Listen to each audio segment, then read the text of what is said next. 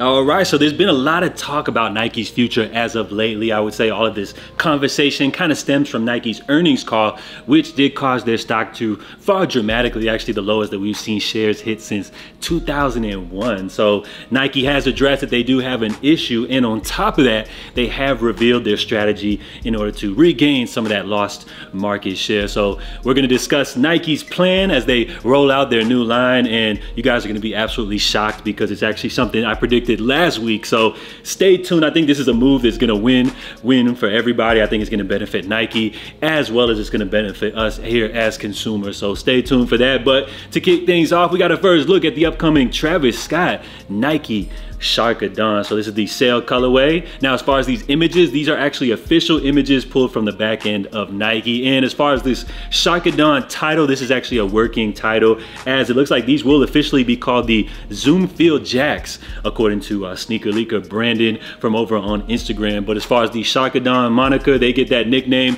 because this model actually infuses two different retro Nike models. As far as the upper, that actually comes from the Nike Shark cleat, which I want to say dates back all the way to the 70s. But as far as this iteration, it looks like the design actually comes from more of the 90s Shark cleats. And then as far as the bottom, of course, this comes from the Nike Spiridon. Originally dropped back in 97, so you can see some of that influence. But I would say as far as this model overall, it definitely screams like those Nike trainer type of vibes. So as far as the look right here, this is the sail colorway. We've seen some other pairs leak, but again, this sail pair is officially pulled from the back end of Nike. So let me know what you guys think about this. Of course, as we know, when it comes to Travis Scott releases, there's generally a lot of hype surrounding these. A lot of criticism, you know, for Travis saying he couldn't do it with a silhouette of his own. We saw the T-Rex release earlier this year, but I would say it's kind of hard to judge the overall impact of that release based on the fact that it was so limited. So we'll see how people react to the Sharkadon, or I should say the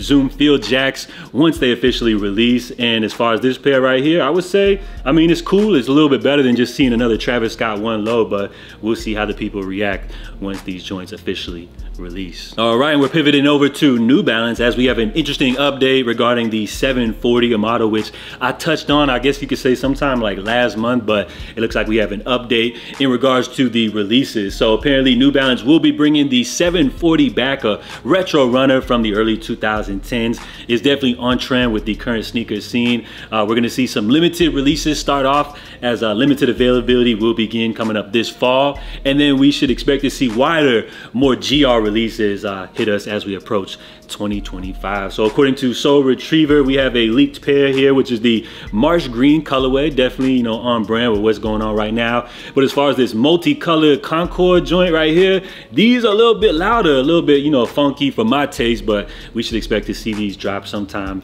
in 2025. So as you take a look at the 740 V2 is what they're calling these, you may notice some slight differences versus the OG pair, which you see right here. It's kind of hard to, you know, pinpoint exactly what they did wrong with these, but as far as the 740 V2, what they're calling these, New Balance has actually updated these with a new sole. So rather than the sole from the original version, this 740 V2 will feature the 530 sole, which I'm assuming the only reason that they did this was to bring it into a more budget-friendly model. I would say as far as this sneaker right here, it's probably going to be competing directly with the Asics Gel 1130, which is more in like that budget-friendly price range. I want to say like 110 to 120. So that's what I'm expecting these to retail for. You know, while I do love the OG right here, I would say I'm not a huge fan of this updated sole, but hey, regardless, it's a cool another Y2K runner that we're gonna see hitting the scene. And how long do you guys feel like this trend will last for? Do you think it's something that's gonna, you know, stay for a while, or do you think this is a trend that we'll probably see come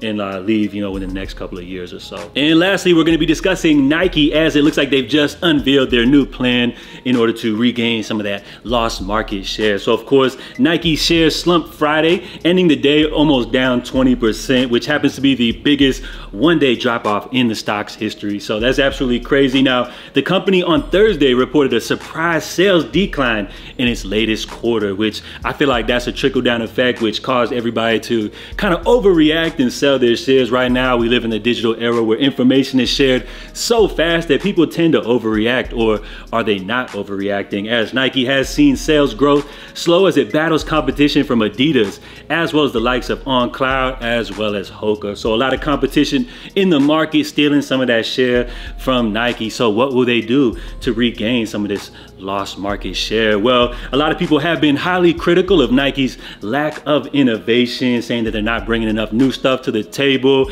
And from what we're seeing, we're just seeing more leaks of retro. So it's not leaving the future too optimistic for the sportswear giant. Well, it looks like Nike has just revealed to Fast Company that they will roll out a new 100 and under sneakers line. Now, if you saw my latest update on last Sunday, I covered this topic a little more extensively, but essentially I was just covering the fact that I've just seen people commenting on a lot of my videos saying that the economy's hurting right now. People don't have that extra disposable income to spend on hobbies like buying sneakers and stuff like that. And in return, a lot of people are being a lot more budget conscious. Plus, on top of that, we've seen Ye roll out his new $20 Yeezy line, which a lot of people seem to be really happy about that. We've seen Adidas discounting a lot of these Yeezys, which people that previously said they were done buying Yeezys could not refuse with the discounted prices. So I think with Nike rolling out this new affordable 100 and under sneaker line, I think this is a great move from them. And it feels like me and Nike are on the same page, as this is something I wanted to see from them, as well as the entire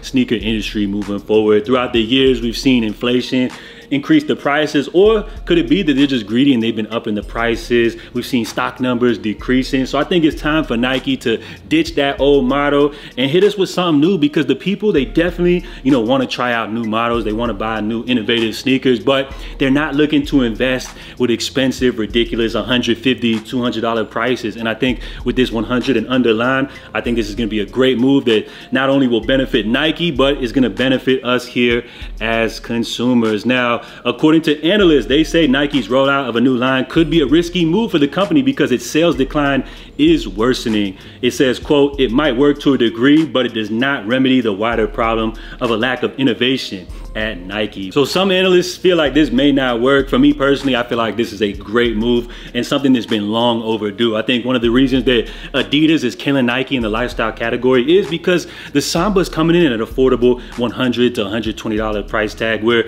you're seeing Nike pairs like Jordan 1 simply starting off at like $180, $190, something like that. So I think they got to get that price point a little bit lower. But as far as like retro models, people are going to buy those up. But as far as trying to introduce like new models into the market, what we like to call the more innovative stuff, I think Nike's going to accomplish that by bringing it in with that, you know, more affordable price tag. Because if they're bringing something new to the table, people kind of have a hard time investing in it when it's a little more pricier. But with that lower price tag, I think it makes people a little more easier. So I think this is going to be a great move, one that's going to pay off for Nike here in the future. So I just wanted to check in with y'all real quick. Of course, I know I'm late today. If y'all have followed me on IG, you would have saw I already let y'all know I'm running a little late today. Had to run a few errands this morning, but of course we had to keep the show rolling. So if you guys haven't done so yet, be sure to follow me on IG. I'm also starting to get a little more active on X, Twitter, whatever. So make sure y'all follow me on there as well. So let me know what y'all think about Nike's new plan. Do y'all feel like this will be an effective rollout, or just another move that's going to put Nike down in the negative once again? So let me know what y'all think. Drop your feedback. If you enjoyed today's video, please help support the channel by hitting that like button down below. It helps me out a lot. I'm JA. We're going to wrap things up right here. So make sure y'all stay safe, stay blessed, and I'm out. And I'll catch y'all tomorrow. Love.